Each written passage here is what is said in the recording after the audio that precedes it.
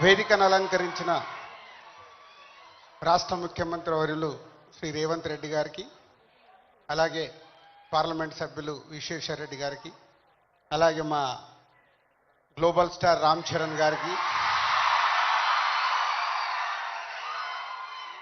మన విజయ్ దేవరకొండ గారికి, అలాగే డీజీపీ జితేంద్ర గారికి అండ్ డిపార్ట్మెంట్ అండ్ పెద్దలందరికీ, మంత్రివర్యులు గారికి, అందరికీ మీ అందరికీ good evening. CM Revanth Reddy గారితో ఒకరోజు నేను ఫ్లైట్లో వైజాగ్ నుంచి హైదరాబాద్ జర్నీ చేస్తున్నాను. ఆ రోజు ఎందుకో రేవంత్ రెడ్డి గారు నాతో ఒక మాట చెప్పారు, తెలంగాణ రాష్ట్రంలో డ్రగ్స్ లేకుండా చేయాలి అని. ఇది దాదాపు ఒక 9 months బ్యాక్ జరిగిన సంఘటన.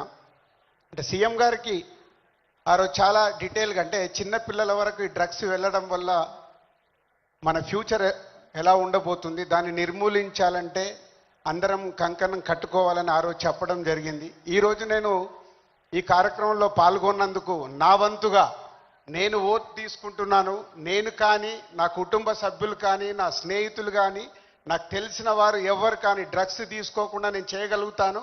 అలాగే నాలాగే మీరు అందరు ఓట్ తీసుకుంటే ప్రతి కుటుంబంలో, మన తెలంగాణ రాష్ట్రం మొత్తం డ్రగ్స్ లేకుండా చేయగలుగుతాం.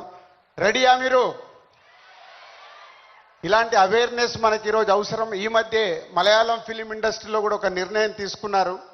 ఆ ఇండస్ట్రీలో ఎవరన్నా డ్రగ్స్ తీసుకున్నట్టు తెలిస్తే ఆ సినిమా ఇండస్ట్రీ, మలయాళం ఇండస్ట్రీ నుంచి బహిష్కరిస్తామని, అలాగే తెలంగాణ ఎఫ్డీసీ నుంచి తెలుగు చలనచిత్రం కూడా నేను కోరుకునేది ఒకటే, అలాంటి ఫిలిం ఇండస్ట్రీలో ఎలాంటిదైనా జరిగిందని తెలిస్తే వాళ్ళని నిర్మూలించినప్పుడు, వాళ్ళని నిషేధించినప్పుడు సొసైటీకి, సినిమా ఇండస్ట్రీ నుంచి కూడా ఒక మెసేజ్ వెళ్తుంది. ఎఫ్డీసీ నుంచి డెఫినెట్గా ఫిలిం ఇండస్ట్రీలో మాట్లాడి తెలుగు సినిమాలో కూడా అది పాటించేలాగా చేస్తాం. సో ఇది మన కర్తవ్యం. మన అందరం ఓట్ తీసుకొని చేయగలిగినప్పుడు సీఎం గారు కోరుకుంటున్నట్టుగా, డిపార్ట్మెంట్ కోరుకుంటున్నట్టుగా ముందు మన రాష్ట్రాన్ని డ్రగ్స్ లేని రాష్ట్రంగా చేయగలుగుతాం. Thank you.